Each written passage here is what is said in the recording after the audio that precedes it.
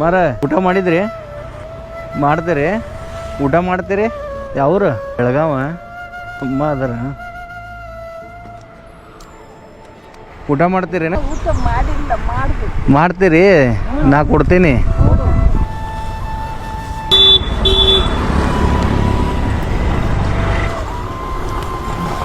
ತಗೋಮ್ಮ, ತಗೋರಿ. ನಿಮ್ದು ಯಾವ್ರು? ಹಾಂ, ಹೊಸಪೇಟೆ. ಯಾಕೆ ಇಲ್ಲಿ ಬಂದಿರಿ?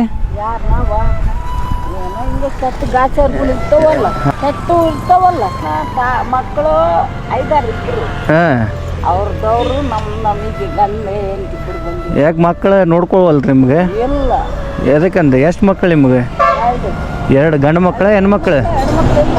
ಗಂಡು ಮಕ್ಕಳ. ಮದುವೆ ಆಗೈತಿ? ಮಾಡಿ ಮದ್ವೆ ಮಾಡಿದ್ರೆ ನಿಮ್ಗೆ ಹೊರಗೆ ಹಾಕ್ಯಾರ? ಮದುವೆ ಮಾಡಿ ಎಲ್ಲ ಮಾಡಿ